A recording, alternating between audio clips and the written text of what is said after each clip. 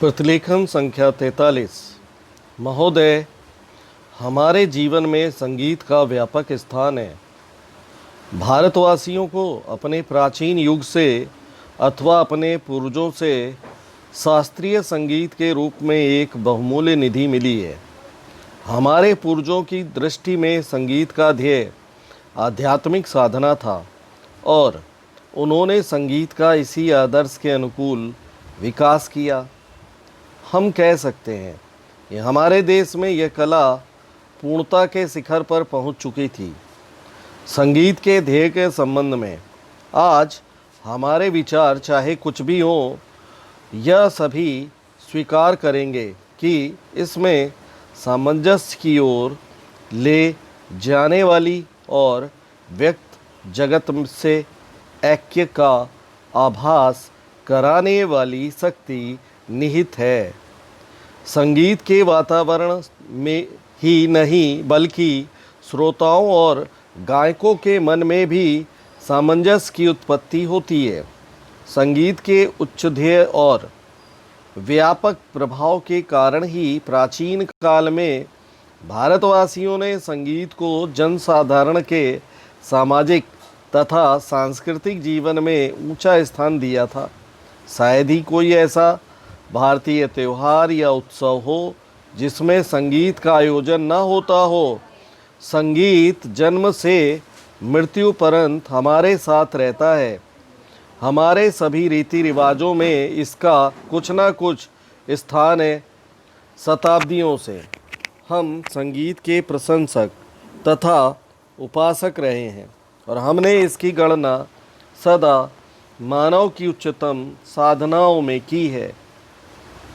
काल के प्रभाव से हम लोगों की रुचि में काफ़ी परिवर्तन हुआ, परंतु शास्त्रीय संगीत उसी प्रकार बना रहा और उसमें कोई विशेष और मौलिक परिवर्तन नहीं हुआ। मुसलमान बादशाहों और अमीर उमरों के द्वारा संगीत को केवल प्रोत्साहन ही नहीं मिला, इसमें समयानुकूल हेर फेर भी हुए और आज विशेषकर उत्तर भारत के संगीत ने उसी युग से प्रभावित और बहुत अंशों में अनुप्राणित होकर अपना नया रूप ग्रहण कर लिया है। पर जो भी हेर फेर हुए हों, वे हैं ऊपरी पोशाक मात्र ही। भारतीय संगीत शरीर और आत्मा से अभी भी वही प्राचीन शास्त्रीय संगीत बना हुआ है। ऐसी आशा की जाती है कि इसमें अभी भी इतनी शक्ति है कि यह अपने को एक बार फिर आधुनिक वातावरण के अनुकूल बना लेगा। प्राचीन संगीत कला भारतीय रजवाड़ों के दरबारों में उनके आश्रय से पनपती रही। यह स्वीकार करना होगा कि भारतीय नरेशों द्वारा दिए गए प्रश्रय के कारण संगीत लुप्त होने से बच गया, परंतु यह भी मानना पड़ेगा कि इन वर्षों में भारत की जनता का शास्त्रीय संगीत से बहुत कम संपर्क रहा। अतः जनता और हमारे परंपरागत सर्वश्रेष्ठ संगीत के बीच एक खाई पैदा हो गई। यदि हमें संगीत को जीवित रखना है और सहस्त्रों वर्ष पुरानी इस अमूल्य परंपरा की रक्षा करनी है तो हमें इस खाई को पाटना होगा।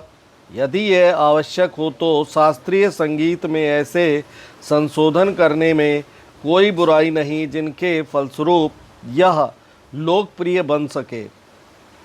इसके साथ ही जनसाधारण को भी शिक्षित करने की आवश्यकता है, जिससे उनकी रुचि अधिक परिष्कृत हो सके और वे शास्त्रीय संगीत का आनंद उठा सके। भारत गणराज्य में नरेशों अथवा रजवाड़ों का अच्छा स्थान है। पूर्ण विराम।